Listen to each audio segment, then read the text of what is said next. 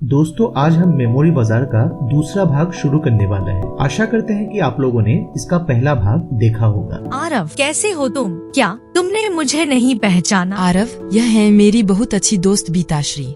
इसको खुद हमारी टीम ने डिजाइन किया है।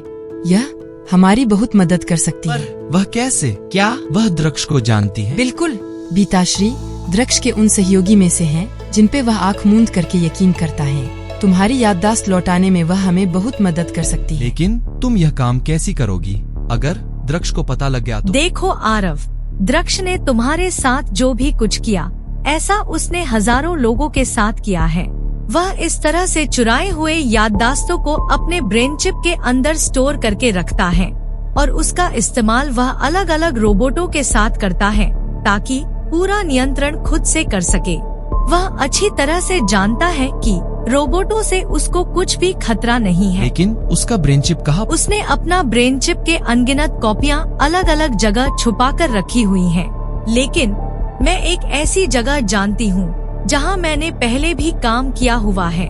वहाँ उसकी ब्रेन चिप की कॉपी जरूर होगी और वह जगह है चांद। चांद पर? लेकिन तुम वह जाओगी कैसे? घबराओ मत आरव, बीताश्री चांद पर ही रहती है। बीताश्री की बातें सुनकर आरव को जितनी खुशी मिली उतना ही हैरान भी हुआ। दरअसल वो अपनी पिछले जिंदगी के बारे में सब कुछ भूल चुका, तो ये रोजमर्रा की बातों से थोड़ा हैरान भी हुआ। कुछ पल आरव और माया के साथ बिताकर बीताश्री ने उन्हें अलविदा कहा। माया, लेकिन मेरा एक सवाल है, क्या बीताश्री के ऊपर हम उतना यकीन कर सकते हैं कि वह हमारा काम बखूबी से करेगी? बस करो कि चांद पर पहुँचते ही अगर उसने हमारा काम करने से मना कर दिया तो? बीताश्री रोबोट जरूर है, लेकिन उसकी भावनाएं भी हम इंसानों की तरह ही हैं। वह जानती हैं कि द्रक्ष को अगर रोका नहीं गया तो वह पूरी तरह से इंसानियत को खत्म कर देगा। अच्छा, लेकिन द्रक्ष ने मेरी तरह अगर बीताश्री की भी याददाश्त छीन ली तो फिर क्या होगा? आज रात मैं पूरी तरह से बीताश्री का मेमोरी प्रोग्रामिंग करूंगी।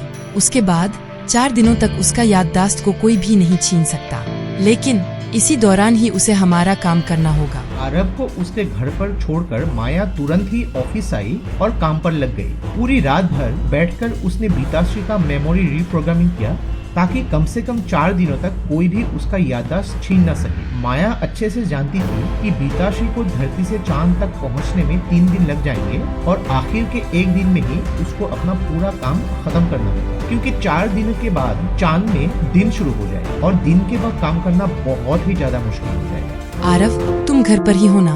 मैं तुमसे मिलने आ रही हूँ। क्या द्रक्ष से इस तरह तुम्हारा मिलना सही होगा माया? सिर्फ मेरे लिए तुम क्यों इतना बड़ा खतरा मोड़ ले रही हो? देखो आरव, बीताश्री आज सुबह ही चांद के लिए रवाना हो चुकी है और द्रक्ष के बायोमेट्रिक सैंपल्स को हासिल करने के लिए मुझे उसके पास जाना ही होगा।